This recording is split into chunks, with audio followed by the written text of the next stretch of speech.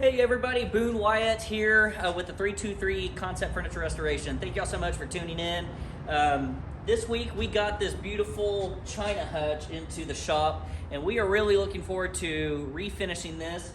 At a certain point, somebody used this metallic-y, almost copper paint to paint over the original finish. So we are going to strip all that off, and we're going to reveal what I think is old growth pine that they built this out of. So all that being said, it makes me think that it's Old English, so should be a fun project.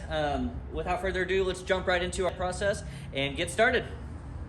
Alrighty, so step one in my process of refinishing almost always involves disassembly. I like to dissect the pieces of furniture just about as much as I can, because in my experience, removing as much as you can before you start sanding just makes it all that much easier. So if you got a different process, I would love to hear it. Feel free to comment below and let me know what your process is, and let me know if it's something that might have saved you time, something you figured out along the way. But my process specifically involves dissecting this just about as much as I can. I start with the easy items here, the doors, the drawers, and then we'll remove the hardware from those, obviously. But they had all kinds of tape on this one holding the glass in when they transported it, which that's pretty common. So there were just a couple glass clips holding in the glass, so those were real easy to get out. Wasn't too difficult there. So we just continue our disassembly phase, and then I'll put up the individual items like the doors here, and we'll get to disassembling those. Any door locks, like here's a door catch on the bottom and the top that you saw on these doors. We'll take those off. Any hardware that we don't want refinished along with the piece of furniture, which in most cases should be everything. Every now and again you'll see something that's affixed in a way that really isn't designed to come off, in which case you might just tape it off and leave it. So, but in most cases you'll be able to remove all your hardware.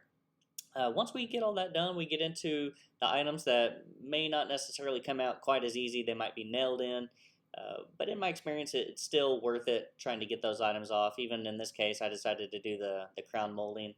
In hindsight, I may have left those, but it also had that small trim molding underneath the crown molding, as you saw, and I get into the process of blasting those sometimes, and it just makes it easier to pull it off. And you'll have to excuse my sense of humor right here. Nothing was obviously showing, but anyways. Uh, so we continue our process of getting some of this molding off of here, and I probably could have blasted that in place. In hindsight, that may have actually been easier as well. But I did what I did, and I committed to it. So as you see here, we are removing all the nails from the molding, and that ended up being sort of a pain because they used some really heavy-duty antique old nails on this piece. So they didn't come out as gracefully as usual.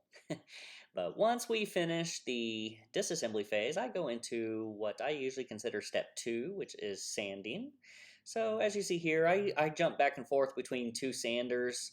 I use my 3x4 sander. Usually I use that on contour pieces like you see here, because I have a 1/2 inch foam interface pad that works well on contours. And then I also jump to my main sander, which is my 5-inch orbital Festool sander. As you see here, it's hooked up to my dust extractor and works extremely well on flat surfaces and virtually no dust when I have it hooked up. So love that tool. Best investment, one of the best investments I've made as a furniture refinisher is the 5-inch orbital with a really good dust extractor. So enough of my rant on how much I love that tool. We get back into reassembling everything. Well, not reassembling everything. I reassemble what's going to be a part of the finishing process. Sometimes I'll leave it off till the very end if I think it's going to be easier to finish it before I reinstall it. I'll do that. But most of the times, like on something like this, I'll go ahead and put it back on. So put our crown molding back on, put a lot of our other trim work back on. And I do have to apologize ahead of time. I forgot to film painting the interior black, and I also painted the inside or the back side of the doors black. That was a decision the customer and I made together. So once I painted the black, I basically got into clear coating the whole piece. So we painted black, and then we clear coated just about everything. And usually I'll do 2 or 3 clear coats, and then I'll go in with my fine sander. Usually I use 400 grit. I have a big roll of 400 grit sandpaper, and that's usually what I use in between coats to smooth everything out, and tack cloth it, and then I'll usually do 1 or 2 more clear coats, which I was on a roll. I forgot to film a couple steps there. But anyways, once I finish that process of finishing, we go into the final phase of reassembly.